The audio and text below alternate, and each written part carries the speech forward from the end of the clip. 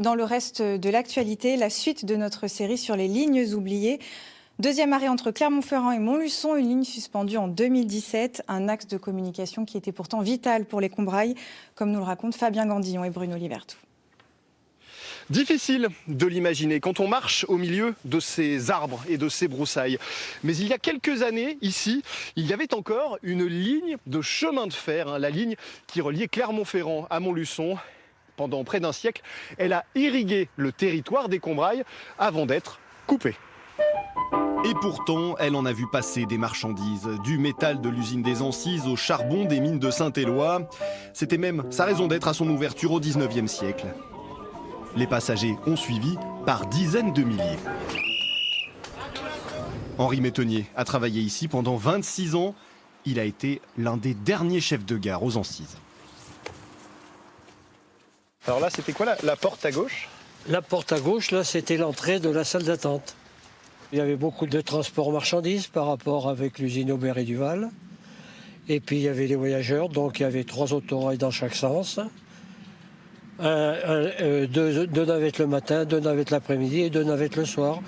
Donc il y avait beaucoup d'ouvriers, des écoliers qui prenaient ce train. C'était très très très vivant.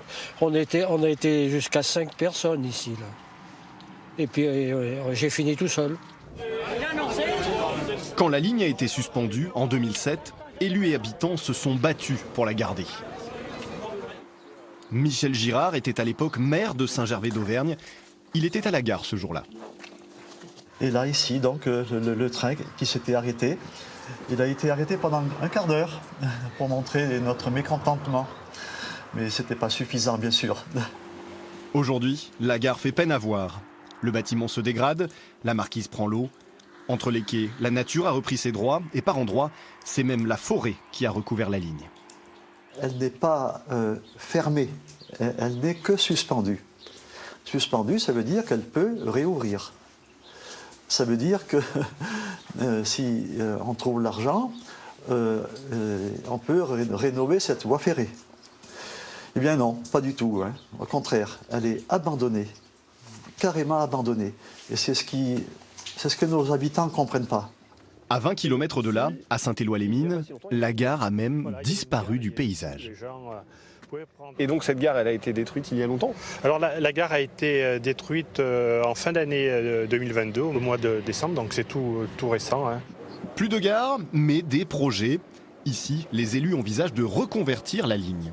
On a un exemple de voie verte à 30 km d'ici, où la ligne a été complètement nettoyée, où les gens au quotidien peuvent l'emprunter pour se balader, que ce soit à pied, que ce soit à vélo, que ce soit en courant. Et il y a même eu une expérimentation qui a été faite avec un véhicule électrique sans chauffeur. Donc on pourrait imaginer aussi la même chose sur ce territoire. En attendant, la seule solution pour parcourir la ligne aujourd'hui, c'est de pédaler sur des vélorails. Celui qui part des Ancises offre un impressionnant panorama du haut du viaduc des Fades, un patrimoine fragile qui vient de recevoir 500 000 € de la Fondation Stéphane Bern. La gare de départ devrait en profiter.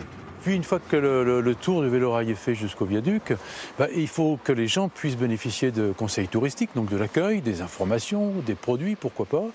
Et puis également avoir un peu de culture. On a l'histoire locale avec Aubert et Duval sur les aciers spéciaux.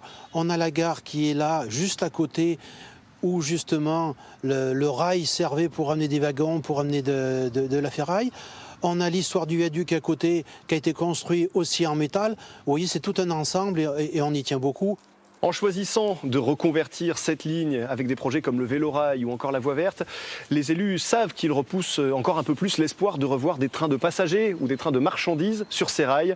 Mais pour eux, il faut bien donner un avenir à ces voies qui ont tant servi ce territoire.